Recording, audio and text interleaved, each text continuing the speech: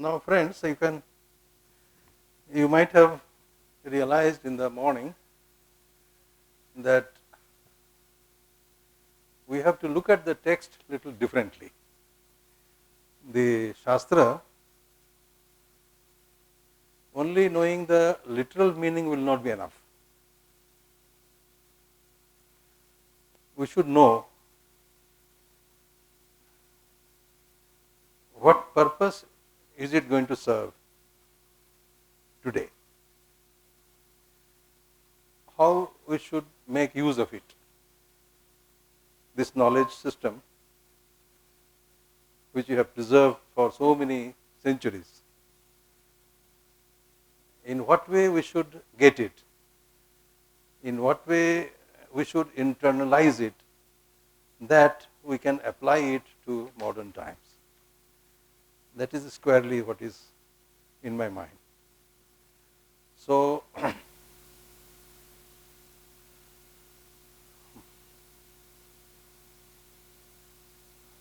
in the morning, I told you that a sentence is so important because a sentence is the minimum unit for communication. Below sentence, human beings cannot communicate. And so what I did was, I devised this course into 4 levels. The fundamental level is this, basic level. 4 level, 4 text we are going to read.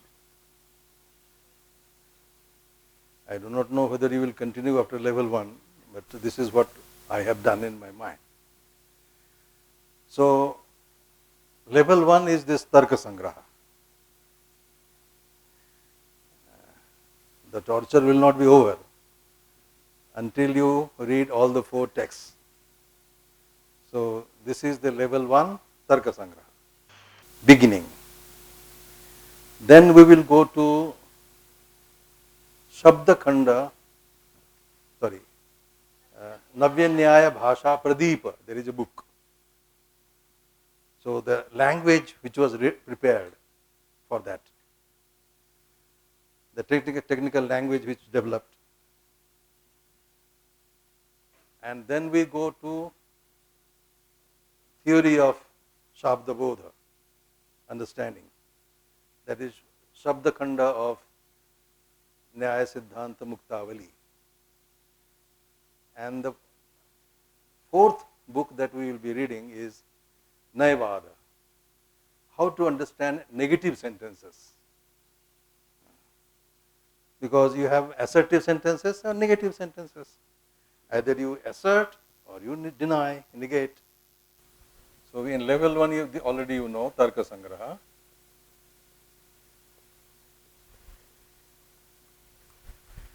Then you have Navya Nyaya Bhasha Pradeepa, and then Shabda Khanda,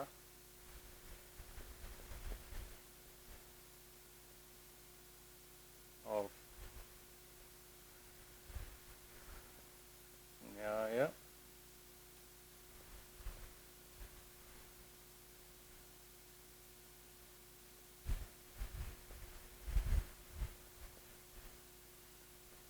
Muktavali, Nayavada.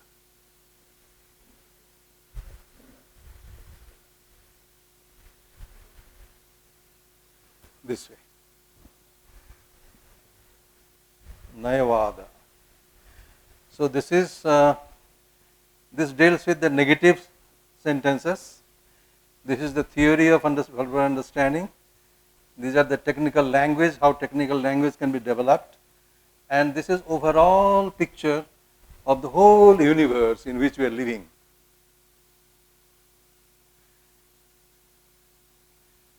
These are the 4 books I have selected for entering into this area of intellectual activity. Now let us take up the first topic. world views of philosophers and Indian philosophical systems. We want to situate where we are, from where we want to start. So, before we go to the world views, let us acquaint ourselves with the Indian philosophical systems. There are many for whom this will be a repetition, but there will be some who will have first time knowledge. So a teacher, what should he do? The common denominator should be taken. So I repeat this. Repetition is a dosha, but repetition is also a guna. So it is not a nitya dosha. And in teaching, it is a guna. So teachers must repeat it. You will not believe, my teacher did not allow me to read any other book for 3 years other than Tarkasamgraha. Do you have so much time now? 3 years you should study only Tarkasamgraha. This is that kind of luxury we had. No other work. So go to the modern school, and from there he will catch us. You are going to play in the evening. After going home, what are you going to do? Play. Come and play in my house. So he will take to his house, and he has children at home. So he will feed me and given, okay, play for 2 hours. And the moment it is 7 o'clock, catch again. So that was a God's grace. This is how, it was not a vyavasaya, I tell you. So, time has changed, no? Teaching was a vrata, was not a vyavasaya. Kalidasa condemns. He says, tam jnanapanyam vanijam vadanti. One who converts knowledge into a product for selling is a businessman. You call him a businessman. How do you call him a teacher who converts knowledge into a commodity and then sells? Jnana panya. Panya is commodity. So tam jnana panyam vanijam vadanti. So we have seen such days. So my house is situated in Bengal in a bank of a river. So my father will wake me up at 5 o'clock, go to the river and take bath. Why? Because at 6 o'clock I should be present in a ashrama called Kumara Brahmacharya Ashram. It was a Gaudiya Math, Chaitanya Mahaprabhu Sampradaya we are. So, Achinta Veda Veda.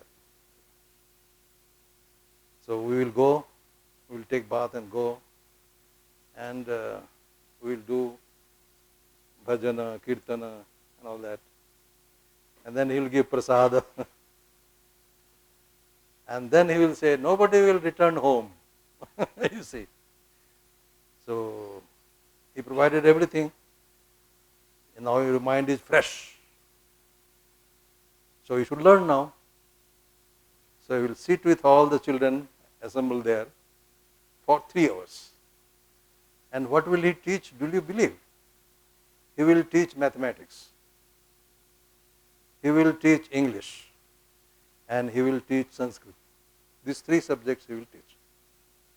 So, up to 9. Then come home, take food, go to the school. And from there is another teacher ready to catch you. And he will take. At 9 o'clock, my father will come with a lantern in hand. Lantern, electricity was not there in villages. And then he will take me home. That kind of luxury I have enjoyed. How? But I see how can even 10 days impossible for us to spare. So, that is the reason that this is the way I have planned. That whatever time is available to us, let us try to acquaint ourselves with this illustrious tradition. Invaluable tradition, I tell you. You will see. This is the basic for any tradition. You want to do, because maybe many of you may be Madhvas, so they are the first ones who want to learn Nyaya Shastra. Because they have to do in Malla, Virodha. And equally the Shankaradvaitins will have to be ready to do the Malla Virodha. So Nyaya Shastra. So accept, Malla Virodha means what? Either to accept or not to accept. It is not Saha Anavasthana. In the morning I told you, we all be together, eating together, talking together. But when the question of philosophy will come, then I have a position. And I will maintain by logic, by argument.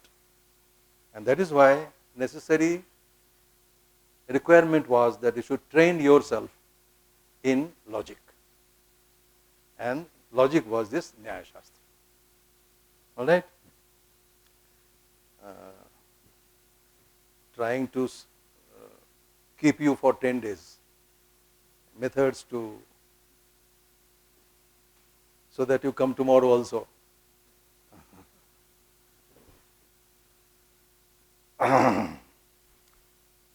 So, Indian philosophical systems. Now, in all, so let us go on classifying them.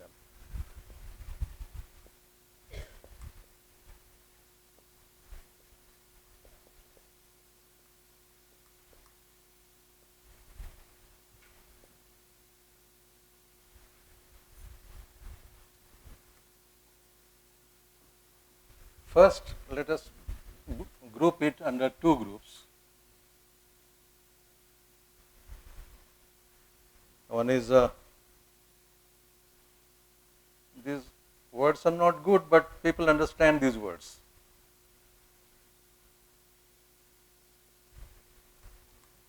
Orthodox systems. And the other one is heterodox systems of Indian philosophy. You see, there is some kind of a tone in this, no? Orthodox. So, for us, the terms are Astika Darshana and Nastika Darshana. So, orthodox is Astika.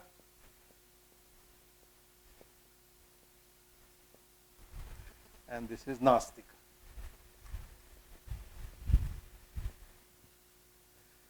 Now, Astika normally, how do you understand Astika? One who believes in? Very happy. And many believe that one who believes in God is Astika. So, your understanding is perfectly 100% correct. That Astika is one who believes in the authority of the Vedas. This is Astika. And Nastika, one who does not believe in that, is Nastika. Means whatever the propositions are of the Vedas, they are acceptable to these people, but not acceptable to the other people. Now, in Astika, now you go on jotting down. You have Kapila,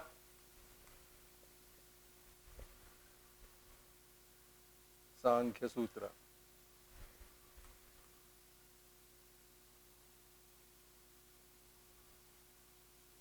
You have Patanjali, little historical background we should create. Patanjali, this is the yoga. Kanada,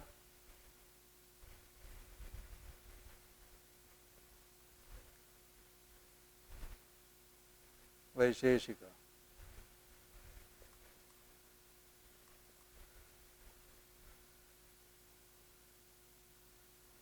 Gautama, also written as Gautama somehow. Gautama,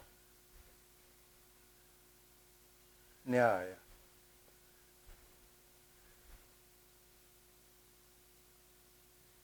Jaimini. So this is all sutra. So Jaimini,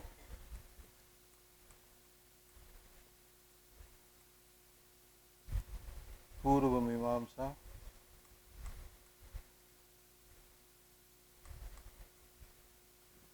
and Vadarayana.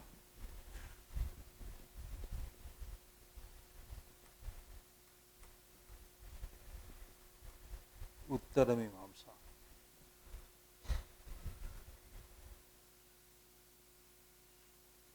Sutra.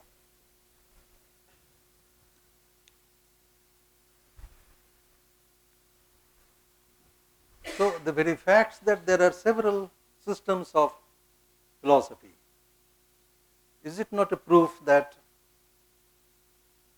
there is free thought, freedom of thought? What proof do you need? They all believe in the authority of the Veda, and still the systems are different.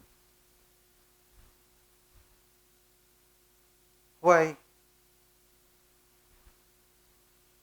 We will go towards that. We are going towards that. They believe the authority of the Veda, but they may differ in the interpretation of the Veda.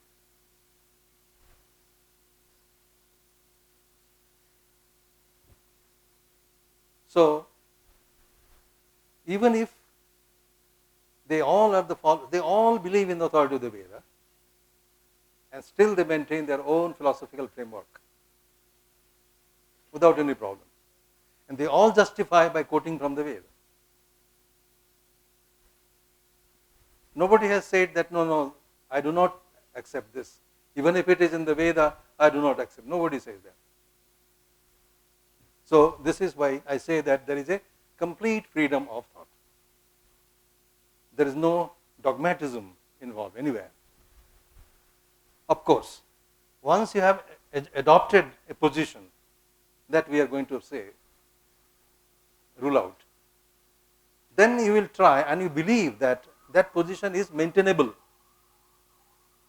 Then your interpretation, you will be sticking to that position, because you say you believe that it can be maintained.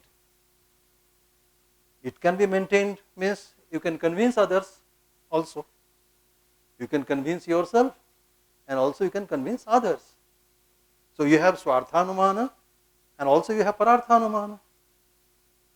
So Pararthanumana is for convincing others, and Swarthanumana, we are going to read, sir, all this in the text. These are the tools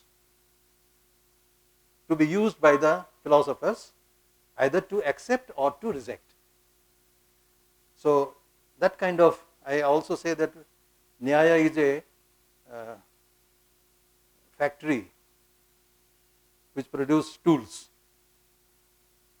So others can outsource.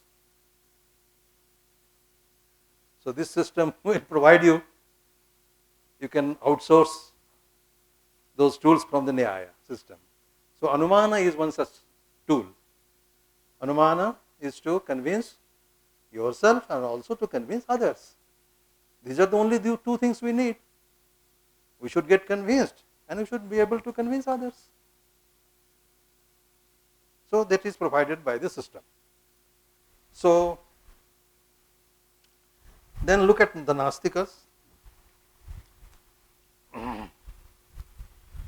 Nastika you have three.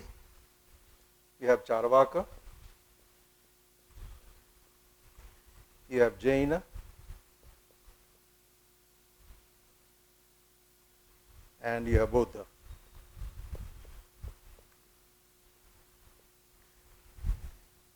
They do not believe in the authority of the Veda.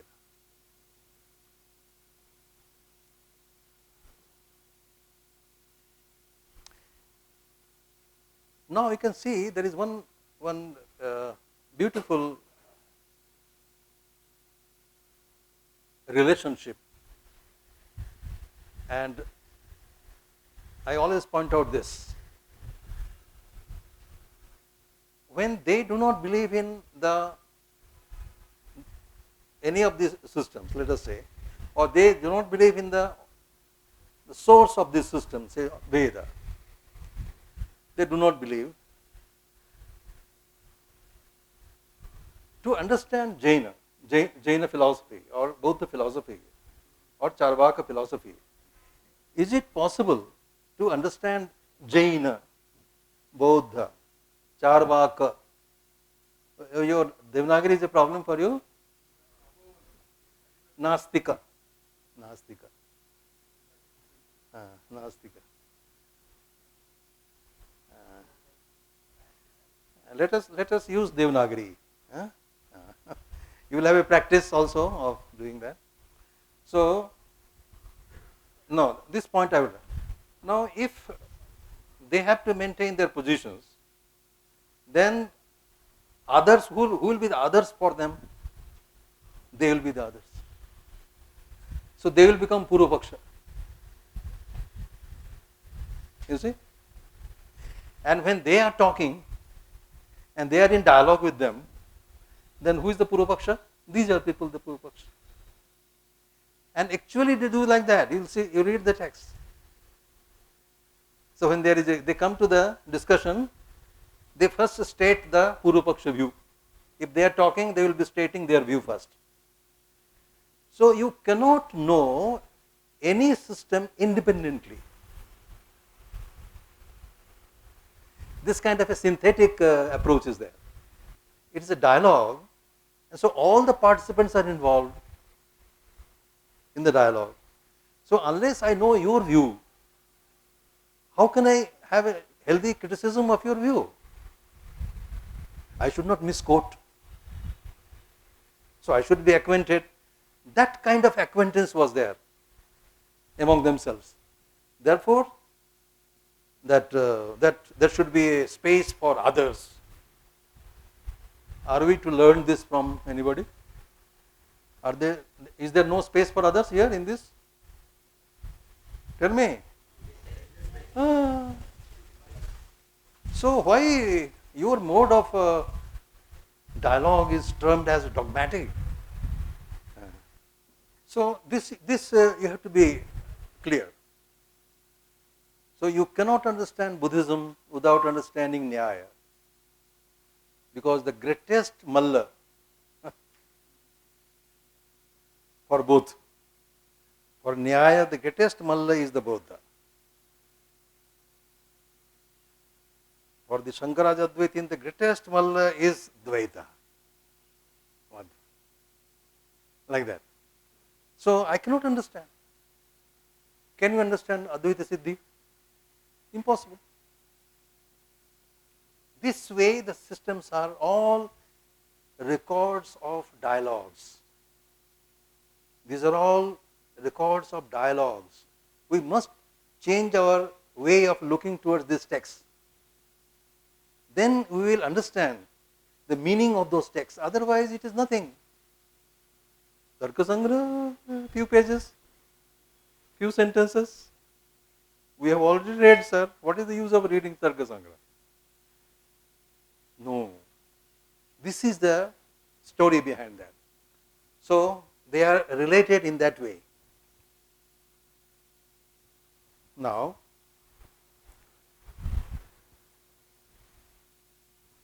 so I taught in that Bodha Nyaya, for example, Buddhist logic I taught. And I pointed out that you cannot understand Buddhist logic without understanding Nyaya. And they could see that every word is like that. You cannot understand. It's impossible. Same is the Jaina. Same thing with the Charvaka. Charvaka, all the books are not available. But one book is available with Jayarashi Bhatta's Tattva Upaplava Singha. The only book that available of Charvaka is Tattva Upaplava Singha. Singha is a lion, no lion. And what he has achieved, so whatever you claim to be tattva, he says whatever you establish as a tattva, challenging, I will uproot them. I will create confusion. So upaplava. I say you will make mess out of it. So all these tattvas, whosoever will claim, this is the tattva means reality. Tattva means reality. Whatever reality you claim, I will poo-poo it. That is the job of this Singha. If he enters into a fruit garden, what does it do? Like an elephant entering into a garden and then just some kind of thing that is in his mind. So that book has been translated by me very recently and is available from Chinmaya International Foundation, Velianar. It's a 600 pages book. You can read it, enjoy. It is in English, so you can enjoy. Tattva Upaplava Singha. Here also you cannot understand this without Nyaya. So take any text of any Indian philosophical system, you cannot understand it. That is the Vyapti of the Nyaya system. Why we should learn Nyaya system? This is the reason. Now after this, now let us go take up this Uttara Mimamsa at least. Now this Uttara Mimamsa, okay.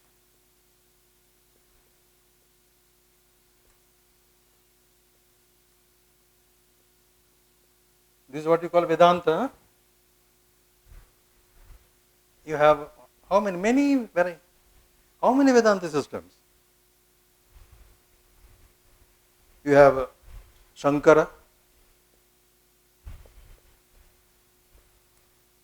So let us first put it, call it Advaita here.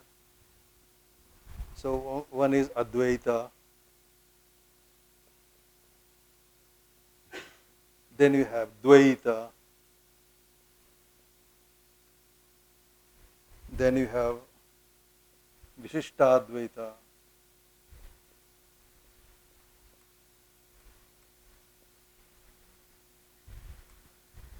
Then you have Bheda Bheda. and then up to Achinta Bheda.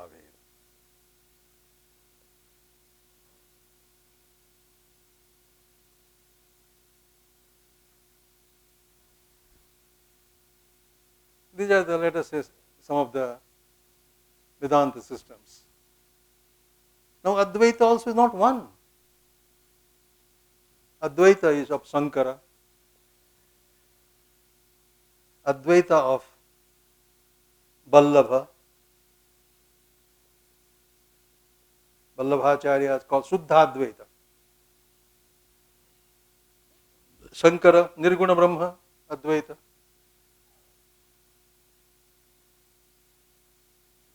Vallabha. Then you have Bhartrihari.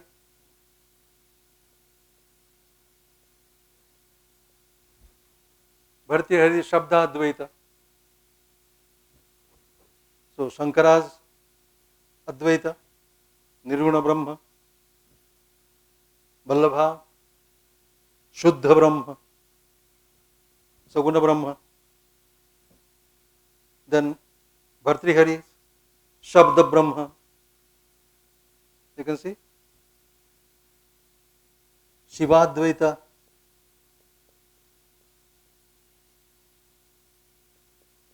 Kashmir Shaivism, Shivadvaita. So Advaita itself is so many varieties of Advaita.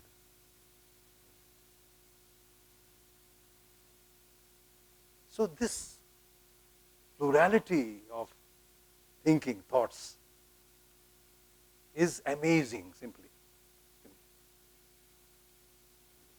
They all are Astika Darshanika. They all are quoting from the Upanishad. How is it that the same Upanishad creates Shankara, the same Upanishad creates Ramanuja or Vallabha, the same Bhartrihari, the same Shivadvaita? For everybody, the pramana is Upanishad. Is it not fascinating? I think our young minds should jump on this. How is it happening? How is it happening?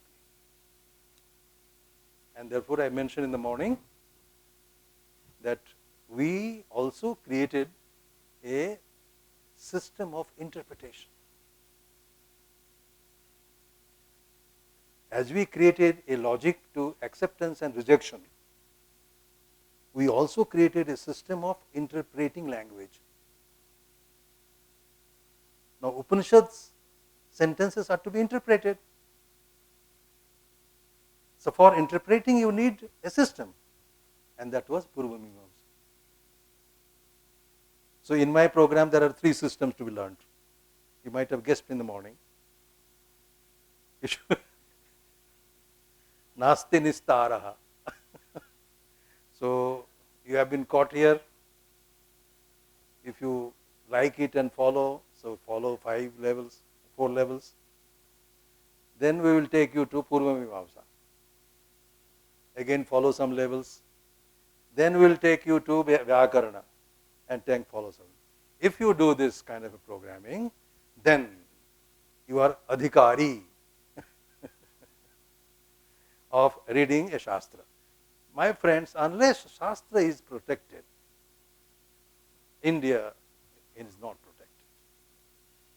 India's life is Shastra.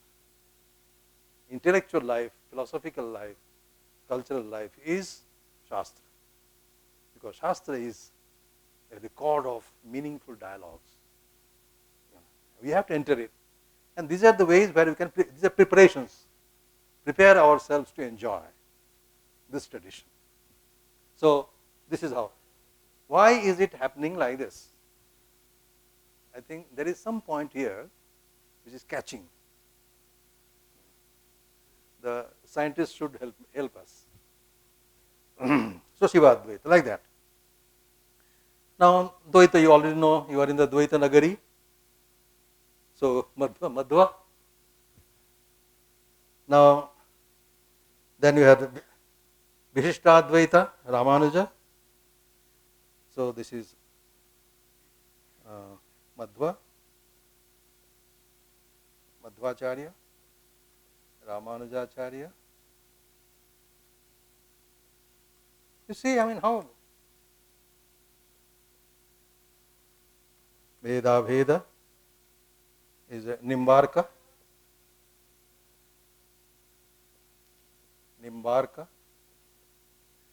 Achinta Veda Veda, Chaitanya Mahaprabhu.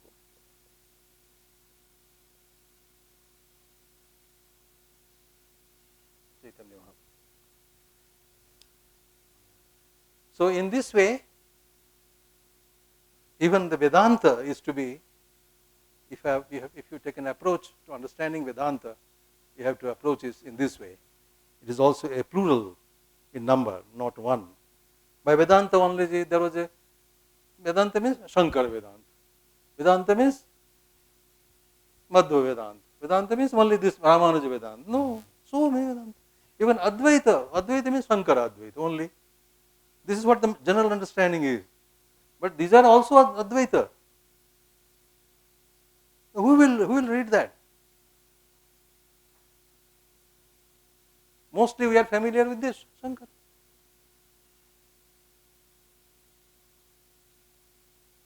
Special efforts were made. For example, Vivekananda, he took it to the West.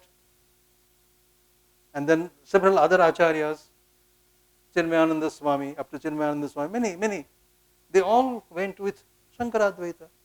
So Advaita means they understood that Advaita is only Shankara Advaita. But what about others? We'll see that.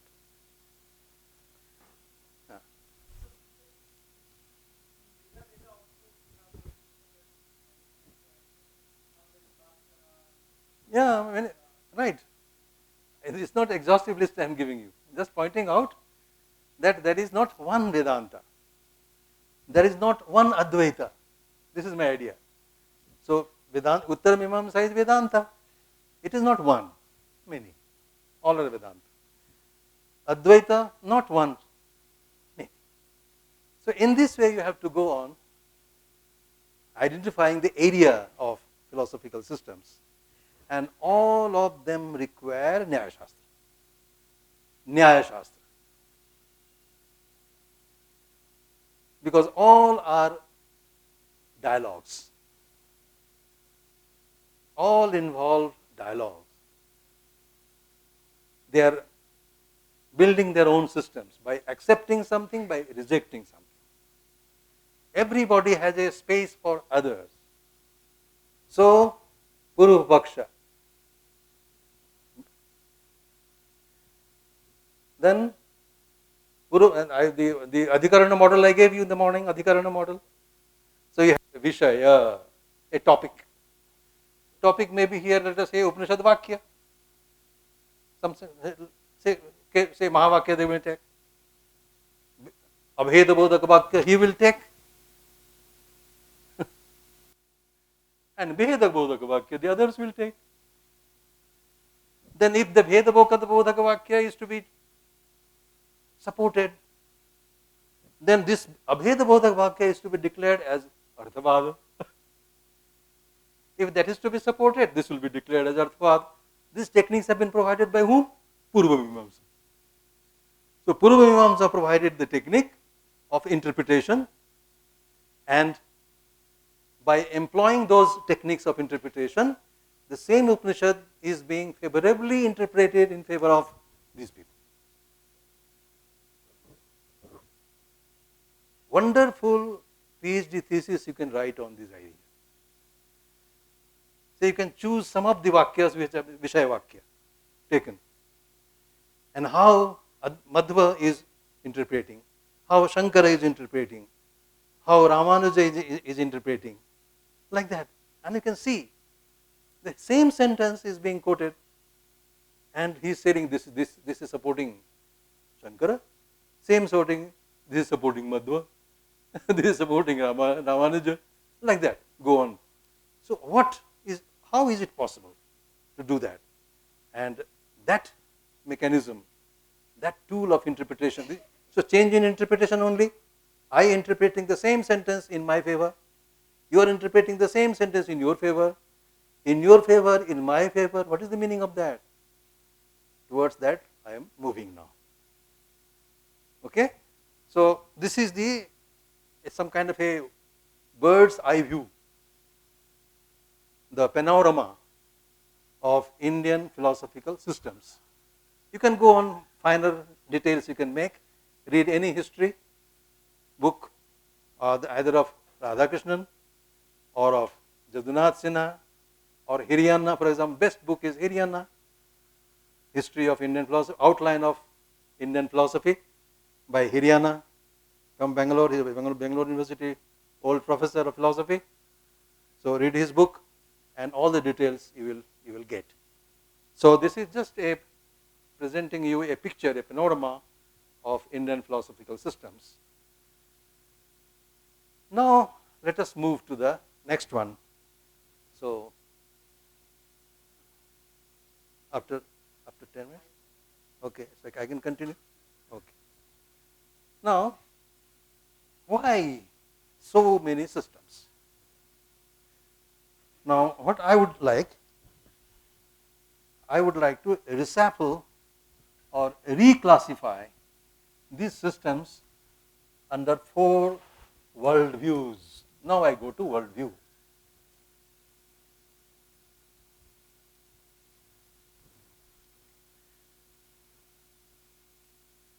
A system becomes different. A system is built on basis of certain presuppositions. You presuppose something, and that should be vertical and horizontal consistency in that presupposition. If you are convinced, then you start building the system into a full system. These presuppositions I call, these are the world views of philosophers. So a philosopher has a world view. He looks at the world with a particular angle and keeps on reflecting on that. How he builds the world views? His own experience plus his exposure to the cultural heritage that he has inherited. Particularly in the context of India I am talking, that take Shankara or Madhva or Ramanuja, anybody you take for example, when they are building a system, they have their own experience of this world in which they are living, and also they have a thorough exposure to the cultural heritage right from the Vedic times. So all the Vedic texts are available with them, the Upanishads are available with them, Samhita available with them, Brahmanas available with them, Aranyakas available with them. So the entire bulk of the entire Vedic literature is available with them. They have been exposed to that very thoroughly. We did not have that chance, but they had that chance to getting thoroughly exposed to those heritage, that cultural heritage. The entire Vedic lore has been given to them. And then by studying that and experiencing their own surroundings, they keep on reflecting. So one meaning or one understanding, and that should be the understanding of philosophy. Philosophy is for reflection. I believe that philosophy empowers you, prepares you to reflect deeply. Philosophy is a mode of reflection and deeper reflection. Now, as in the Upanishad, we know it, we use it only in the case of a spiritual development, that Shrotavyaha, mantavyaha, nididhyasitavyaha. This is the injunction of the Veda.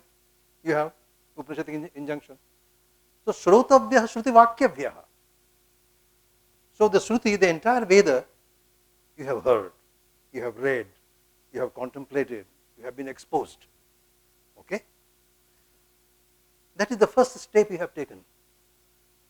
So, I have been Shankara, take anybody. Everybody has been exposed to that tradition of the Veda. But that is the one part, Shrotavyaha. After that, what they have done is this. Reflections. They have reflected upon. Manana. Mantavyascha upapattivihi. So, mantavyaha, manana is reflection, critical reflection. So, any philosopher, the first step that he has taken is, he has been thoroughly exposed to the tradition that he has inherited. The second step that he is taking is, he is now reflecting on what he has heard, what he has read, what he has been exposed to. On that he is reflecting. This is called manana. So, Shravana, then manana, and then nididhyasana.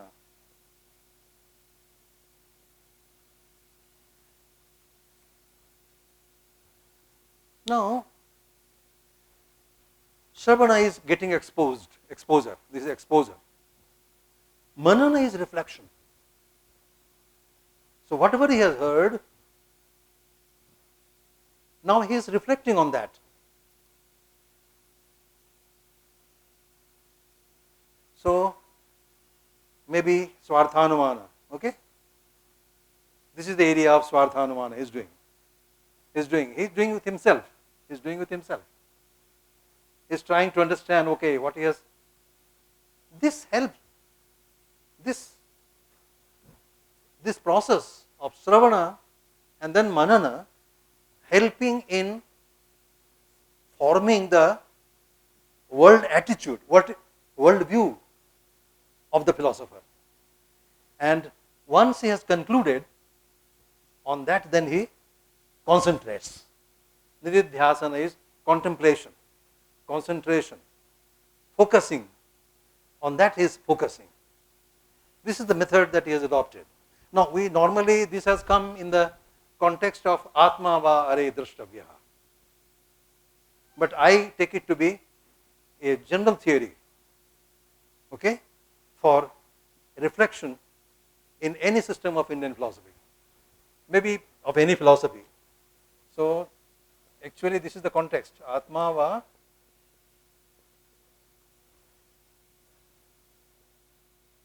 are drashtavyaha.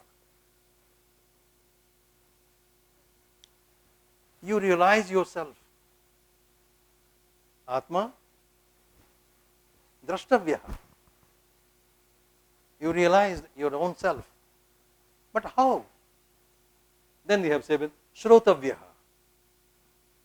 Mantavyaha, and Nididhyasitavyaha. And by completing this, Drashtavya will be complete. Then alone you can see, realize your own self. So, for realization of your own self, you have to undergo these three processes. Process of getting exposed, process of reflection, and then contemplation, focusing on that. And then you realize who you are. All Indian philosophical systems, you will see, ultimately terminate in that. And therefore, they all recommend you, particularly the, except Charvaka. Charvaka also say ultimate aim of life. But their ultimate aim of life is just yavat jivet, sukham jivet. You live happily. But happy living, a lot of money is required. Now money is not there. Then what should you do? Rinam kritva, kritam pivet. And now every 5 minutes you will receive a call. Do you need loan? No, it's not so. Yeah. I did not have car. Experience I am telling you now. How we put in a trap. And we are also not thinking of having a car. But one morning a call comes. Sir, are you in need of a car? No. No, I mean, and you will not believe, the language was such a trapping language that within 3 to 4 hours, my car was before my house. He says, today itself, I did not have money, and the car was in front of my house. So trap. So rinam kritva, enjoy now. So rinam kritva, then you pay for 10, 15 years, whatever you have done, go on paying that. So rinam kritva ghritam pivet. So Charvak, so then what Charvaka says that when you have cow dung, cow dung, and in the cow dung, after some time the insects, worms start emerging. In the same way, life has emerged from matter. From matter, the life has emerged, and it will go back. So again, matter from matter, again that conditions will be there, and then again it will emerge. So why are you talking of Atma and then Nitya and then rebirth and then Mukti and then all that nonsense? So this is a Charvaka. Then Maranam Mukti. You don't want pain, Pain nobody wants. Very easy. Get it. You can hang it yourself. So instant. Now in Vatsyayana Bhashya, I am not joking. Vatsyayana Bhashya in 111, you will find that this kind of a discussion comes. Ki sarabho parama, sarabha dukkho parama, marana. Marana is sarva dukkha uparama. That's all. No dukkha will be there. Will be there to know that you are unhappy. Will not be there. So that's all. So why unnecessarily rebirth and then mukti and then so many things you are troubling like anything. 10 days workshop and so stop there itself. Go on. So that is Charvak. But anyway, he also has a ultimate no. Others of course talk, the Jainas, the Buddhas, the Sardarshanas, they all talk of mukti. So that is what I say nididhyasana. After nididhyasana, that is Shravana, Manana and nididhyasana, this process of philosophizing goes on with all systems of knowledge, or Indian philosophical systems. This is in the Indian context I am talking. It is all there. So, though it has occurred in the context of Atma Darshana, Atma Sakshatkara, still this can be applied to any process. I say even education philosophy should be this. Education philosophy should be this. A teacher presents Shravana. After that, self study has to be done or not.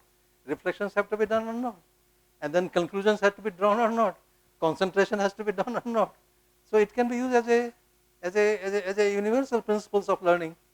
A philosophy of education can be like this. So this is how any philosopher prepares his worldview,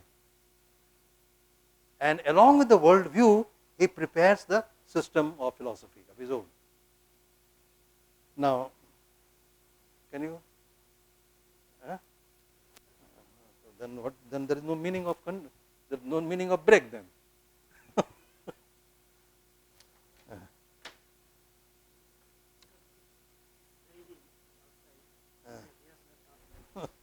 the point is that why should I take a break? What is the need of a break? It's not a ritual that I have to perform, no? Anyway, let us allow me to no, as I told you, I get exhausted. Yeah. Now we have the Shravana, then is the Manana contextual or it is unique for an individual? Contextual. Because you are doing manana on what you have heard. So contextual means the same person can have different mental products, different lines. There may be journey, Yeah, mentalizing process, but he is reflecting on this, whatever he has heard. Manana products can be different. I am not getting your question. What I mean is, I hear something, then I do a Manana On on that. that, no? I can do it in the morning, in the afternoon, in the evening. Oh, that is how you do it is immaterial. How you do it is immaterial. That is not to be. Anywhere you do it. These are the details which perhaps a guru may tell you if you are undergoing a spiritual training. But a philosopher you can do anywhere, in any time. Now I am doing manana. I am presenting you. Yeah.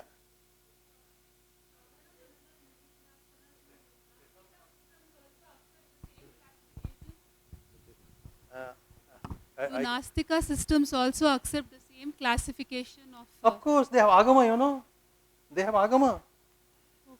Jainas have agama, Buddhas have agama. You go to their mutt, Jaina temples, and the sadhus, they also do the same thing. Same thing. They also chant.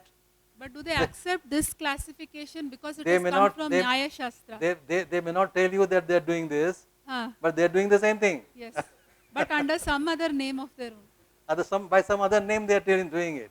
Okay. So there is a dhyana also in all. Jaina has dhyana, Buddhas have dhyana. It is there.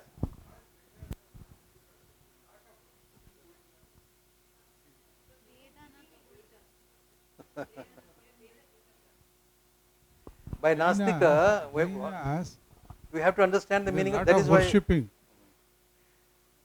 sir, you have to be little attentive. I said Nastika, in what sense we are using? Non-believer in Vedas. Ah, Veda believes the higher world. There is not man is superior. Ultimately, it is the Nastikas that dwell on man. They reduce themselves. Man is important, not God. They say. okay. Okay. So they are not accepting the Vedic injunctions. But all what are they doing? Then why should they worship Buddha? No, Buddha. Why should they worship Buddha? They should worship themselves. Anyway, we will go to some other direction. No, I don't understand what is your problem.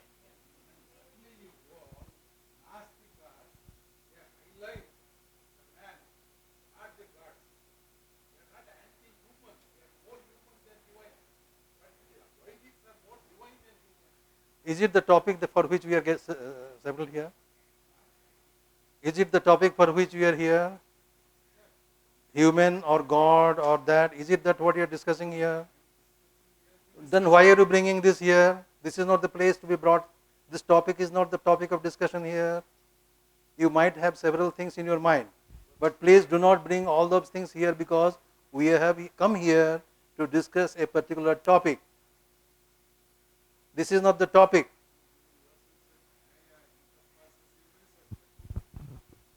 Have I said anything like this?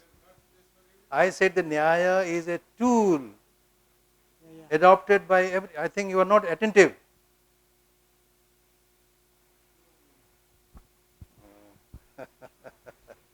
So you have to spend little time. Where they are not discussing whether the Buddha accepts a human being or not God or this God, that God or him. We are not. This is not the topic for discussion. The discussion is that Nyaya has provided a tool for discussing certain things.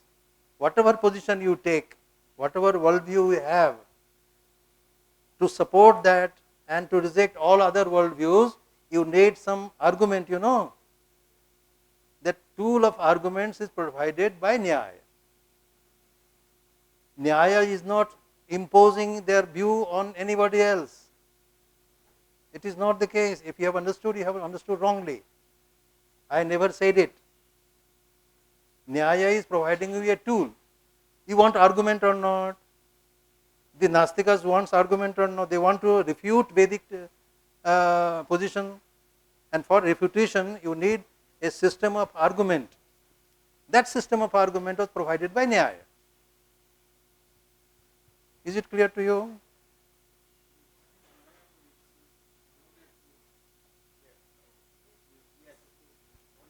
Only tool. You, for the time being, you believe that only that. My God. So we will be. No, I think then we should have now. Supreme Court judge, 1 minute, Supreme Court judge from Kerala is a Christian. There was a, sitting, and he objected because it was on Friday it was arranged. Then he said, see, the system, the Samvidhana I discussed, let's say, you are serving the society, Samaja is first, not Atma or Swayam, because in... What do you think about it? that is Indian philosophy. No, do you agree with his position? I agree with the Supreme Court judge, not At the this- who is the Kenyan. You do not agree, no? Why do you not agree? Because So this is what. So the Nyaya will help you to maintain your position. Why you do not agree with him and why you will agree with him. Both ways we need Anumana. We are going to learn, the text is only for that, sir. And today is the first day, first session. So let us not bring the whole thing, all your experience today for discourse.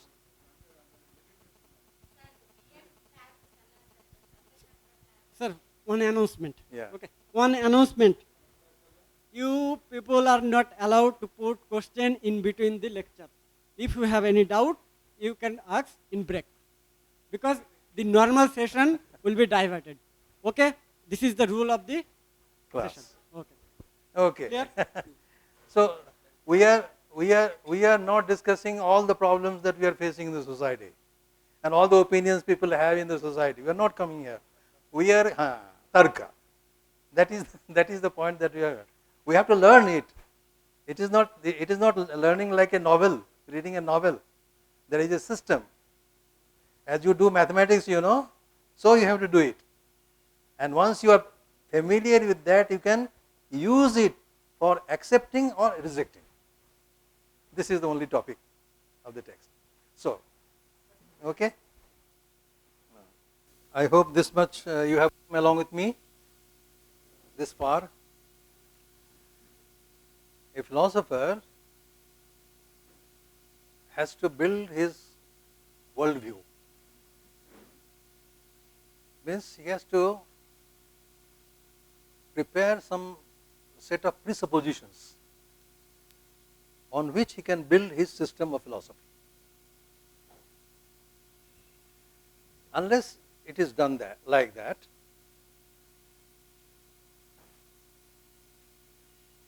there cannot be a consistency in his system. Whatever book you read, that presupposition must reflect. So whether Shankar Bhashya you are reading or his stotra, let us say Parapuja you are reading, Shankara's Parapuja, you might have read, many of you might have read. It's a beautiful.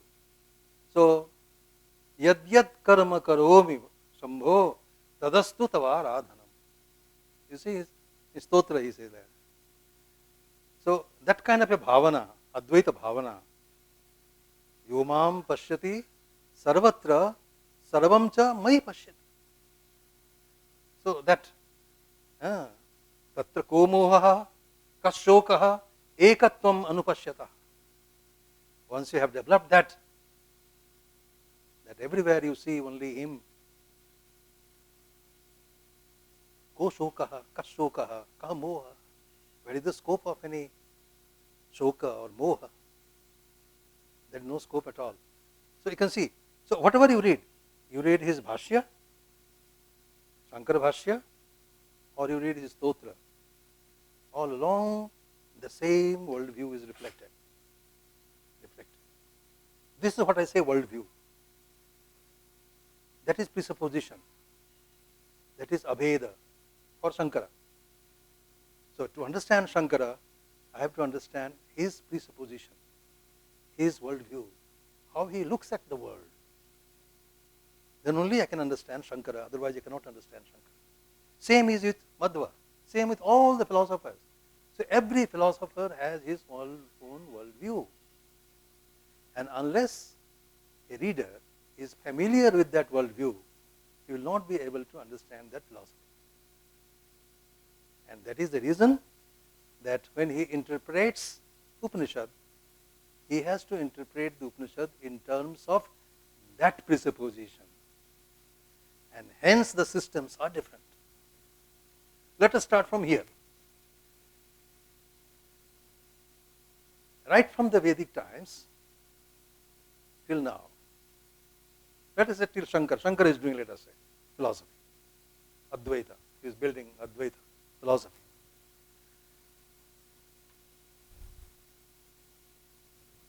From Vedic time onwards,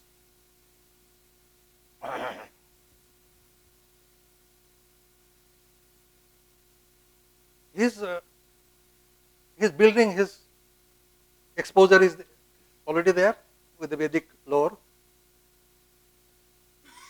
He has already undergone Shravana Manana Nidhyasana and come to a conclusion. And then he says, this should be the fact. And all the interpretation must match this presupposition. So, the first thing that he observes that we are in a plural world of plurality. In plurality, everything is different. The flower is not the fruit is not leaf is not branch is not tree. You see? Each and every atom is different. Everything is different. This is the world in which we are living. Let us say Shankara is living. This Bheda, this is Bheda, the difference, the world of difference. Now if he has to establish Abheda, if he has to establish Abheda, what should he do? Can he deny the difference immediately? He cannot deny. When he needs water, then milk should not be given to him. When he needs milk, then water should not be given to him. So the milk and water should be different. So in a Vyavahara, the Bheda is required to be accepted. So in a Vyavahara, in the daily transactional world, the difference has to be accepted. But is this difference ultimate? It will remain forever? On that he contemplated. On that he did manana. And then he resorted to the Upanishads. And they started observing Upanishads, understanding Upanishads again. And sorted out those sentences which talk of Abheda and not Bheda. So, Aham Brahma Asmi, I am the Brahman. Tat Tvam Asi, you are also the same Brahman. Sarvam Khalu Idam Brahma, all that is plural. Now you see, is all the same Brahman. So he is starting understanding there is a unity, there is one, I am the Brahman, you are the Brahman, all that is plural is nothing but the Brahman. What about the things which were yesterday? Purusha eva idam sarvam, another sentence.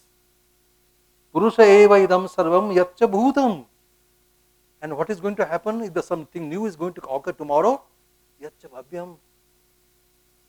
So, past, present and future, the entire plurality is woven by a singularity.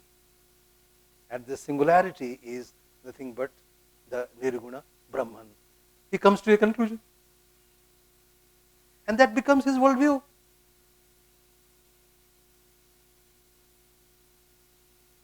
In this way, you will find that there are sentences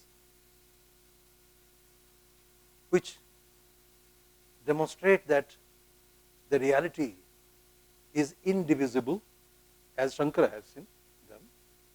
But there are sentences in the Upanishad which say that there is a reality, ultimate reality, but that reality is divisible. In other words, Saguna Brahman. So somebody posits Saguna Brahman, somebody posits Nirguna Brahman. This become the worldviews. And along with the worldviews, you have to try to understand his system. And unless you understand his worldview, you cannot understand his system. So, right from the Vedic times, through the Upanishads, when you just go through the text, there are two answers to this question. What is the source of this plurality?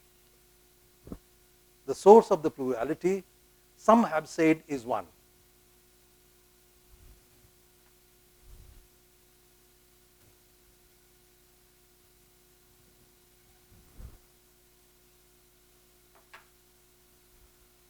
So one answer that has come is one.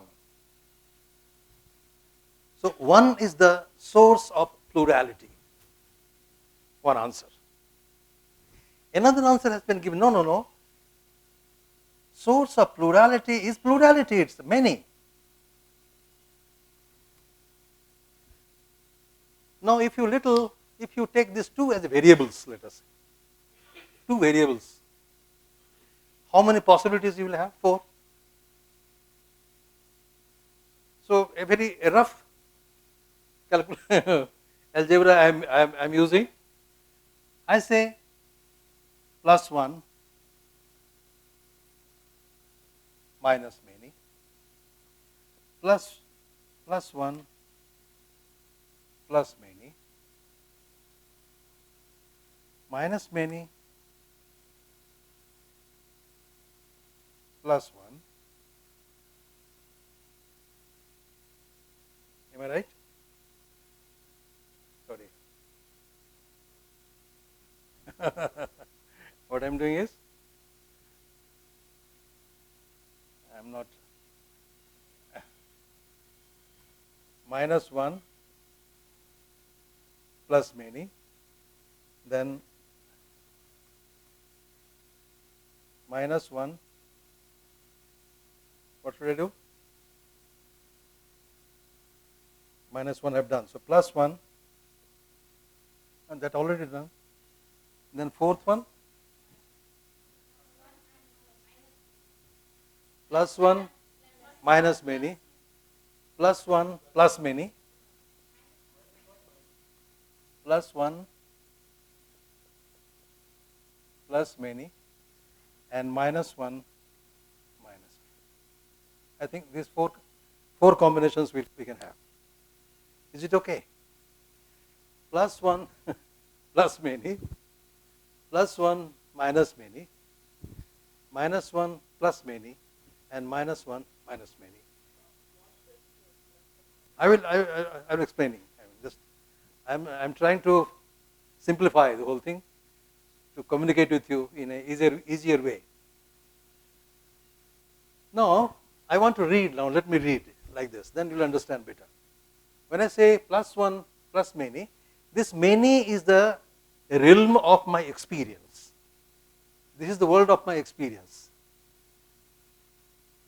These are all, I don't need any proof. I experience the world with plurality. The world is plural. Even for Shankara, the world is plural. Plural. So the many, now what could be the source? The source, someone says that one has become many. So let us write like this. Let us read plus one plus many like that. That one has become many.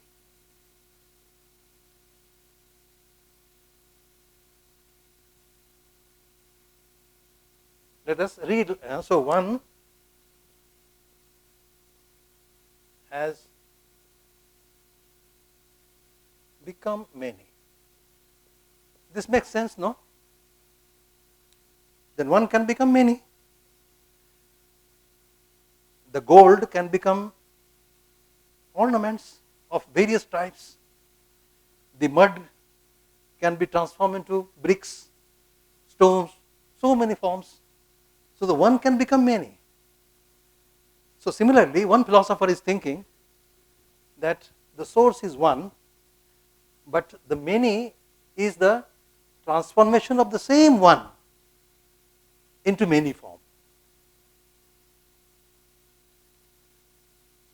Okay? The same person, let us say, is playing the role of a hero,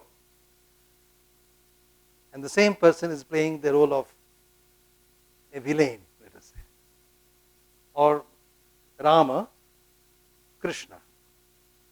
Let us say on the stage, the same person one day is playing the role of Rama, the next day he is playing the role of Krishna. It is one and the same. So the same form, same is appearing in different form.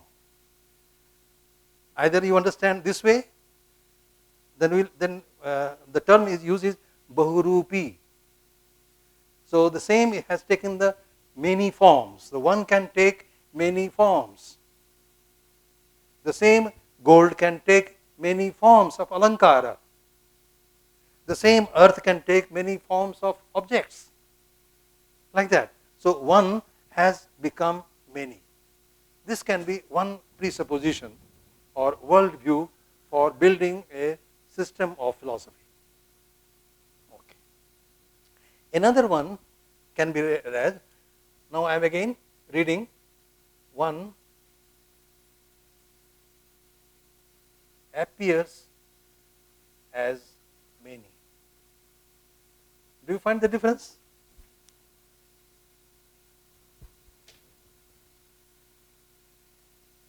I said one has become many, and I say one appears many. In reality it is one, but in appearance it is many. So the many is not real. One alone is real. You see? And the many is an appearance. So is you see the distinction between appearance and becoming. When I say becoming, the reality of many is maintained. So one is also real, many also real. Source is one, I agree. But that one has become many. How can many become false? If it has become one, itself has become many, then the many should also be real. Satya, true. This is the first presupposition, first worldview. Second worldview say, no. In reality, one is real. Ultimately. But in appearance, what is plural in the mundane world is just an appearance. Appearance is unreal. Brahma Satyam, Jagan Mithya. You see? So this Brahma, Eka Eva Advitiyam. One and without a second. That is the only truth. And the many is all appearance. So when you push the eye lead a little, you start appearing at 2. So it's a conditioned. The experience of many is conditioned. So when the condition will be over, you will appear in this form. So what will be left? Eko vasishtaha Shiva kevaloham. What will be left? Avasishtaha is one and only one. So this is all appearance. You can guess this is Shankara. Anything of Shankara you read, this is the presupposition. This is the worldview of Shankara. If you do not understand this worldview of Shankara, you cannot understand any text written by Shankara.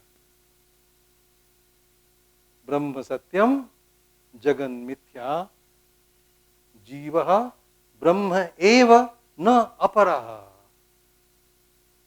He also, that is why I say, Aham Brahmasmi, I am also Brahman, you are also Brahman, and all that appears is only an appearance of the same Brahman. So, appearance is, as it were, superimposition, is adhyasta. On one, many is superimposed. And the mechanism is there in their own Maya. So, plurality is to be explained only in terms of Maya, and that we will. So, you can see, if you want to understand Shankara, you cannot understand Shankara without understanding this procedure. So, he will interpret Upanishad in terms of this presupposition, in terms of only this presupposition. Is clear? This is Vallabhacharya, Shuddha Advaita. In Shuddha Advaita,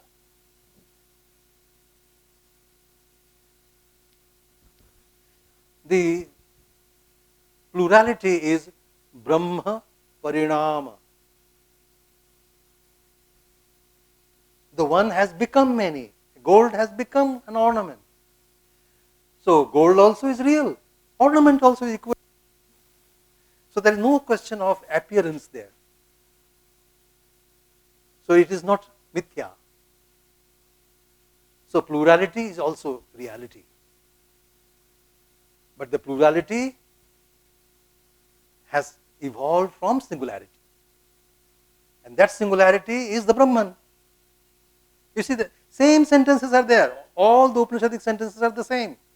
Interpretations are different. And for interpretation, what is required? Worldview is required.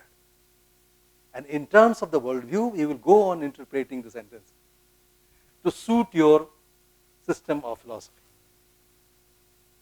Now, unless you receive a training of this kind, how can you understand a system, you tell me?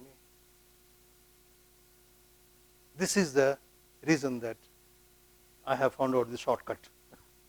I cannot take you through the luxury of 17 years, 20 years in doing this. So 10 days. But 10 days are also now not tolerable. Instant. How instant is possible, I do not know. So, I hope these two worldviews you have understood. According to this worldview of Vallabhacharya, the plurality is reality. The world is not Maya, is not mithya, because it is Brahma Parinama. Alankara is Swarna Parinama. But they have a very beautiful term called Abhikrita Parinama.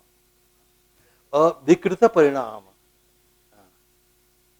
Like milk becoming curd is a Vikrita Parinama. It is not like that. It maintains entirety the same dharma. It is not vikrita parinama, like milk and curd. Huh? Yeah, correct. So you cannot go back to that form. It is not like that. Always you can go back. You roll out. It's a rolling, rolling out and rolling in. Yeah. So something like they have said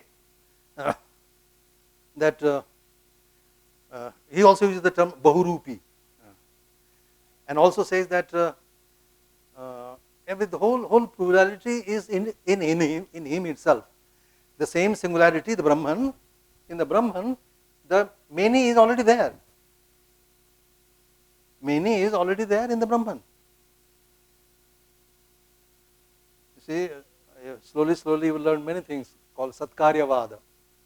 Okay, so they all are here, and they have been manifest. So he is a Saguna Brahman, and for Shankara, Brahman is a Nirguna Brahman, without any attribute, and he has to have all attributes. Otherwise, how can he undergo change? So it allows change without losing its essence, and it never allows, wherever there is a change is not real, is the presupposition of Shankara. So Shankara, change deters reality, and in Vallabha, change is welcome, provided it does not deform it. So avikrita parinama is okay, vikrita parinama is not tolerable. So you can see the only two words, becoming and appearing, change the whole philosophical systems. And if Shankara has to interpret Upanishad, will he not interpret in this form to maintain his own position? Can you understand Shankara without understanding this? Can you understand Vallabha without understanding this? This is the reason. Now let us move. This is the realist position. So you read like that. The source of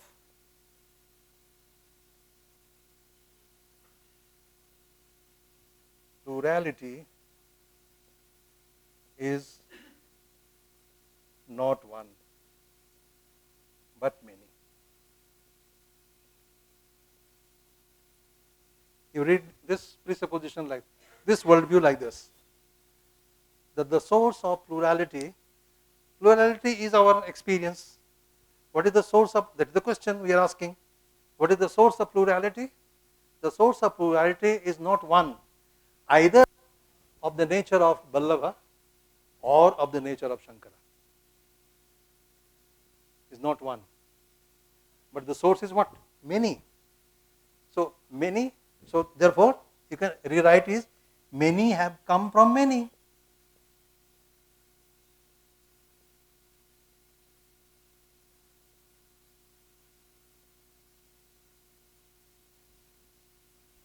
Many have come from many. This is the Nyaya position. Nyaya philosophical position is this, that the source of plurality of our experience is neither one Brahman of the type of Vallabhacharya or of the type of Shankaracharya, but the source is many. In that many, so then there will be a box. So Ishvara,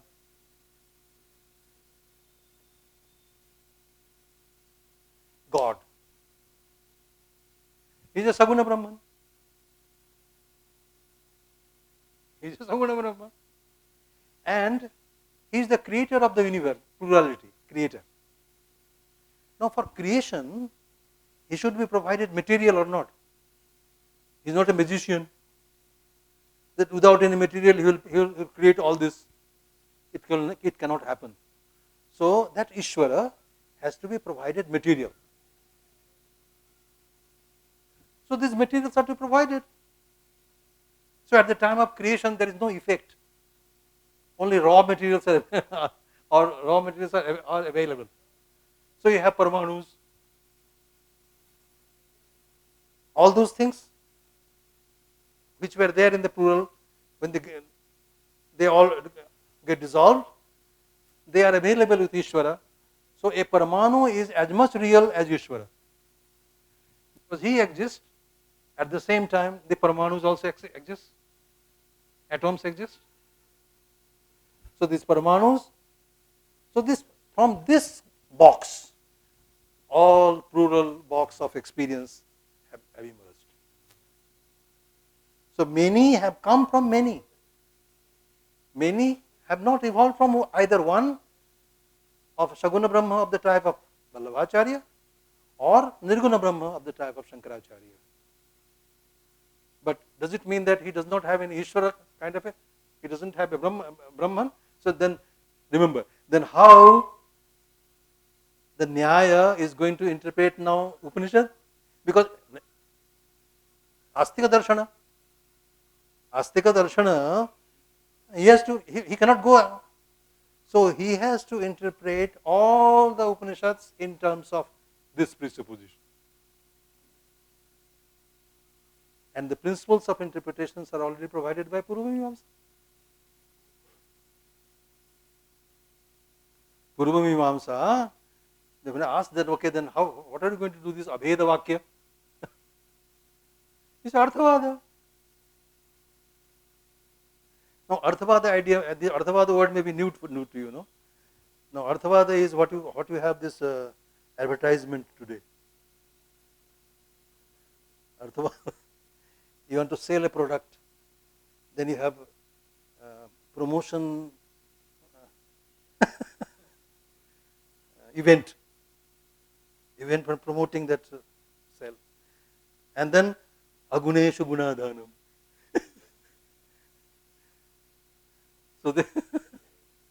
So the things which are not there, you will be telling, alluring people and trapping them, and then make them buy.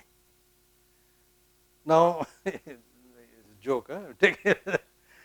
The Veda, Mimamsakas, of course, they were not doing this kind of a sale product, but you will understand it better. Therefore, I have given this example, today's example. Now, the Veda tells there is a karma kanda, no? The injunctions to induce you into activity. Idea is that Veda alone knows past, present and future. So when Veda gives an injunction that you do this, it should be for your kalyana, for your good. It is not misleading. It is not a prataraka vakya. Nadyas tire phalani santi. If I am hungry and you tell me, okay, why go near?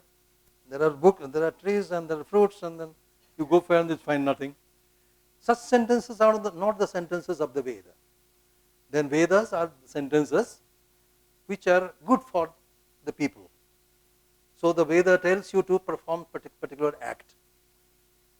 Now, to induce you to perform that particular act, there are certain narratives, descriptions, that you perform this, then whatever claim has been made immediately will be obtained. So, their own meanings are not relevant there. Whatever the literal meaning you will get from the Artha, those sentences are called Arthavada sentences. The sentences which induce a man into an action, or two things the Veda does. Either it induces you to an activity, or it prohibits, refrains you from performing an act, because that is not good for you. So that which is good for you, the Veda tells you do it, and that which is not good for you, the Veda don't do it. So do's and don't do's. Vidhi nisheda. And for vidhi, to induce you to perform that, there are certain stories. Those stories themselves do not have any meaning. They have only one purpose. Purpose is to induce you to perform this activity. Such sentences are called arthavada vakya.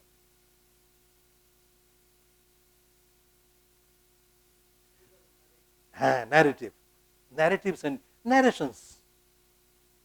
But there is a purpose. Purpose is either to induce you to take up an activity or tell you, don't do this. It will lead you to unwanted consequence. So, nisheda. These two things. So, these are called injunctions. Do injunction, don't do injunction. Positive injunction, negative injunctions. To help you to perform this, there are certain narratives. So, those narratives, they are not meaningful in that sense, but they have a meaning of inducement to a person to take up an activity. Only that is the only purpose that it serves. Such sentences are only called arthavada sentences. So, the abheda bodhaka vakya, Nayayikas will say these are arthavada. And for that, the examples given is Laukika udaharana to convince that I am not interpreting something which is unnatural. I can also interpret in this way. For example, a purohita, a priest, was performing, priest go home to perform puja or some ritual. Earlier he used to go on foot, and now he is going on Mercedes. Now, Mercedes are normally used by the kings. So he says, Purohitoyam Raja Sambritta. He is a Purohita, In reality, he is a Purohita. But simply he is going on a Mercedes, don't think that he is a king. But the sentence is Abheda Bodhaka. Ayam Purohitaha Raja. Tat Tvam Asi. Aham Brahmasmi. Sarvam Khalu Idam Brahma. All these Abheda Bodhaka Vakyas is like Purohitoyam Raja Samvritta. So these are all praise, Either they are praise. So these are sentences to praise the reality. And it doesn't have its own meaning. It's not relevant with reference to its own. So it does not identify A is equal to B. Is equal to B is not in all aspects. Certain aspects it says that okay, they are identical. But it is not in all aspects they are identical. And therefore it is not total abheda. This method he got from, this tool he got from Purva Mimamsa. And the Mimamsaka, so Mimamsakas also tool providers. Nayayikas also tool providers. Mimamsakas also are tool providers. Tool providers so far as the interpretation of the sentence is concerned. So that system is called Vakyartha Shastra. That is the reason. So this is how. So Nayayika being an Astika Darshanika, he has to also to interpret the Upanishad, but in a way to maintain his own worldview. His own worldview is that the many have come from many. It is neither the case that it has come from one like Vallabha's one, nor it is the case that it has come from one like the Shankara's one, but many have come from many. In that many, there is something called Ishvara. And that Ishvara is like Saguna Brahman. He is all powerful. He has a desire. He can create, he can destroy. So, that kind of, so it is not a, so Sheshwara, Ishvara is accepted. So from this box, all the plurality is explained. So this is the third worldview. The realism, you can, so this is what is called Indian realism. So Indian realism is this, that Indian realism is not minus Ishvara, remember. Though I say it is realism, it is not without Ishvara, But with Ishvara,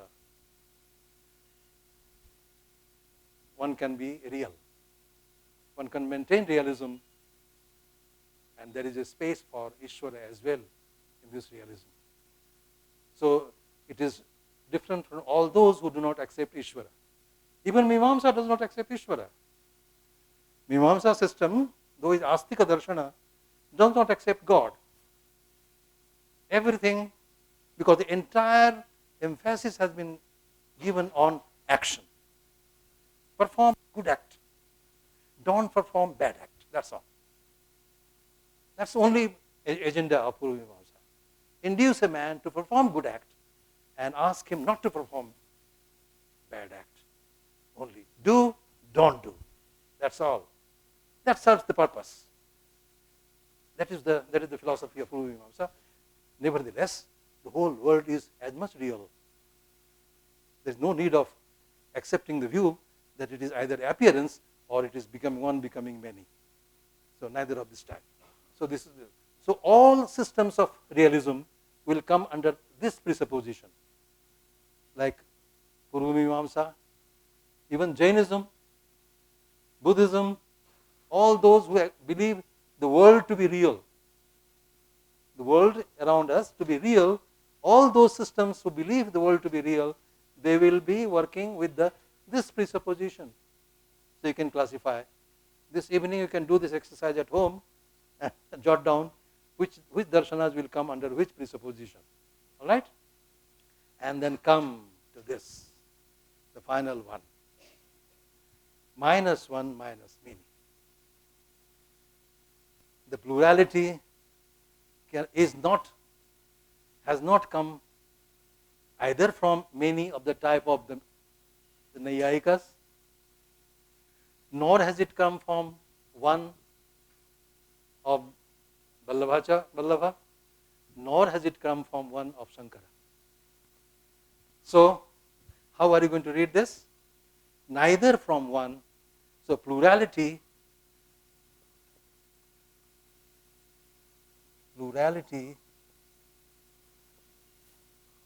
has come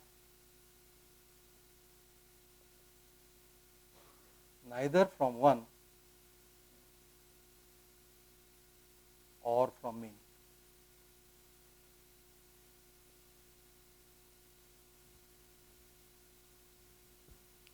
This is how we will read the fourth worldview or presupposition. And who is this philosopher? Buddhist.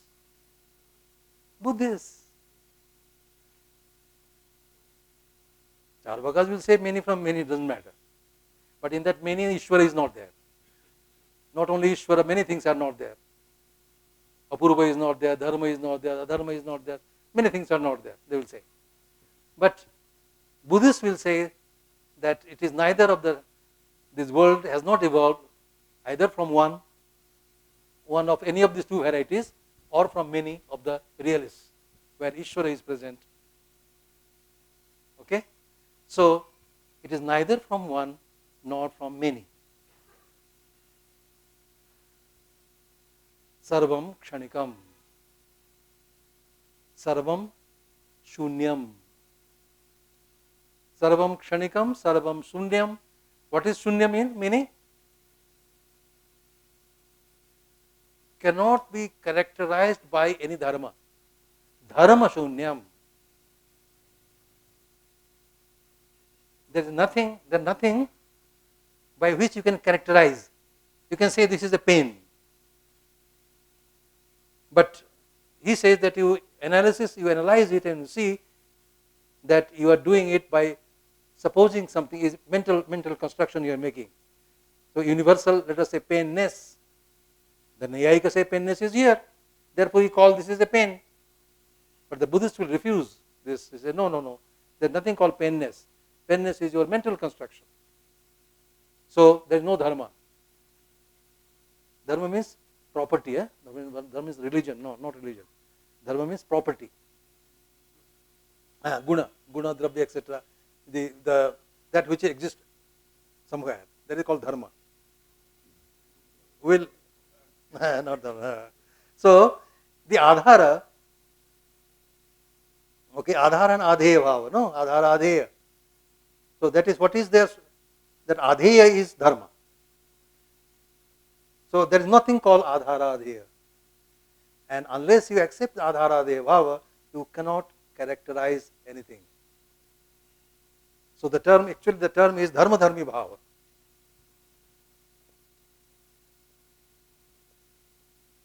Dharma and Dharmin. Dharmin is Adhara. And this is Adheya. So you can see on this what is Adheya? Pen is Adheya and hand is Adhara. That is. So this is Dharma of this Adhara. This is the Dharma. So I can distinguish this hand from this hand. On what basis? It has got a Dharma, it doesn't have such Dharma. You cannot make such distinction. They hold. So there is nothing called Dharma Dharmi Bhava, Bhava upon any Padartha, anything that has this kind. These are all your mental constructions. Mano Nirmitam Jagat. The whole world is created by your mind. So it's the mental creation. That is the position of the Buddhists. In Buddhists also there are four sects, important ones. And there is a gradual annihilation up to Sunyavada. So you have Sarvastivadins, then Sautrantika, Vaibhashika, Sautrantika, Yogachara, and Madhyamika. So these are the four ways of denying the Dharma, Dharmi Bhava, structure of an entity, and thereby denying the world of experience. So Madhyamika is the top one, Yogachara, then you have Sautrantika, and then you have Vaibhashika, or Sarvastivadin also it is called. Vaibhashika.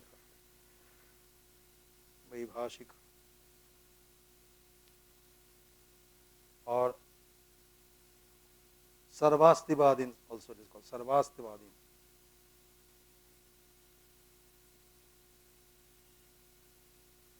Sarvam Asti, they believe. Like Nayayikas, everything is there, but all of them Sarvam Kshanikam. Is a common presupposition. Sarvam Kshanikam. Sarvam Dukkham. These are the common presupposition of all.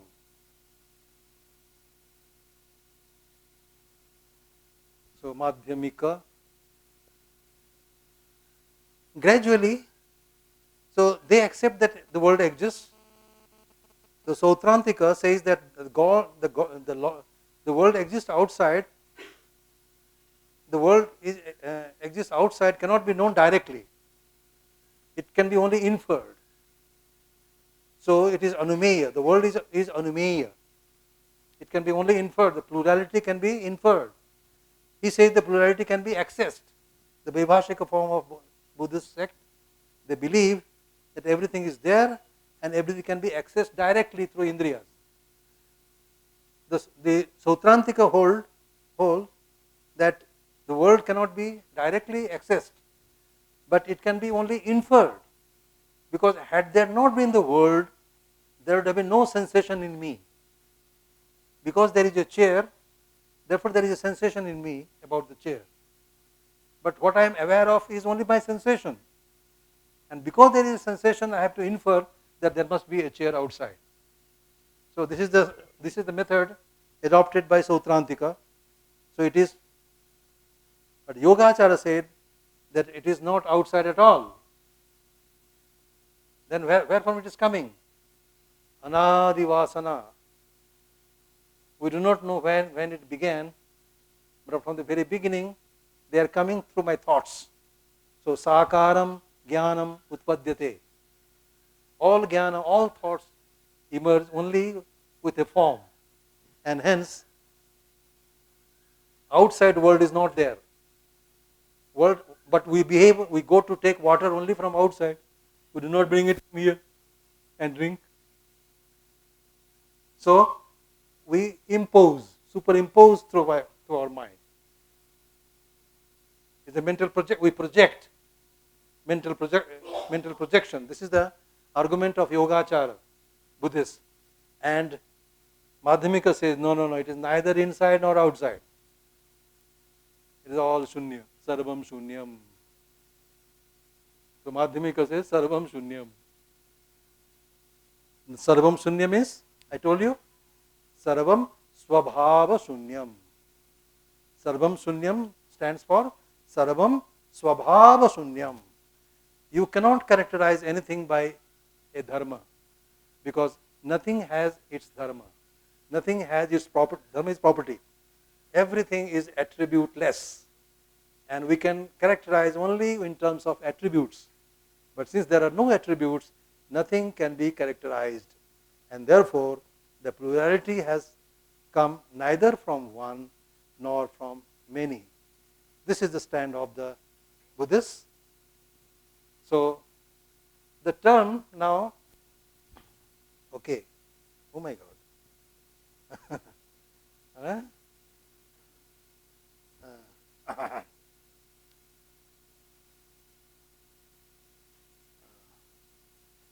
Now, I want to conclude with 2-3 things. I want to classify, let us say, that three terms. You have materialism,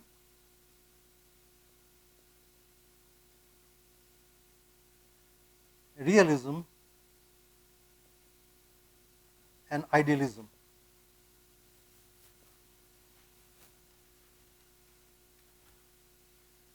These terms you are familiar. In Indian connotation, I am using these terms in Indian context. Materialism is promoted by Charvaka, because he does not want to accept anything beyond matter. Matter is everything. Matter itself, like scientists. Now they are opening the gate, but those who open the gate, they are not considered scientists, core scientists. One physics professor, my friend, was telling me that I understand what you say, but you know, the moment I say that, okay, I also understand, I am outcast. They will not talk to me. Oh, he is not a scientist. Oh, he has been influenced by Professor Jha.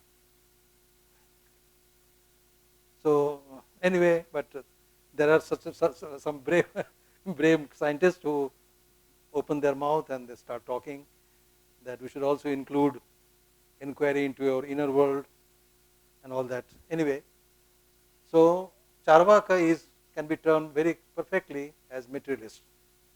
So materialism in Indian context, the example is Charvaka, without any problem. Realism, there are many systems who are real. The first and foremost being Nyaya Vaisheshika system. Sankhya, Yoga, okay? All are realists. Jainas. Buddhists you should put it under the fourth presupposition, idealists. Idealists. In idealism, Shankara will come and Buddhist will come. They go hand in hand to a so Prachanna Bodha, he is also called Prachanna Bodha, Shankara.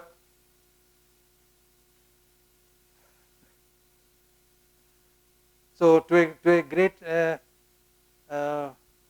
length they may travel hand in hand, but you can easily distinguish they cannot go further. they will take different routes. One believes in the permanent reality called Nirguna Brahman. Here is a person who does not believe anything like that, anything permanent. Sarvam Kshanikam. If Sarvam Kshanikam, then no permanent reality can be accepted. And therefore, in this sense, they are idealists, but they are different from the idealism of Shankara. So, idealism we have to divide into two. Idealism of the type of Shankara and idealism of the type of Buddhists, Madhyamikas. So, this is how a broad picture I have drawn of Indian philosophical systems and how you will approach to understand those systems in terms of the world views or presuppositions of a particular philosopher. If you understand the presupposition, the reading and understanding of that text will become easier.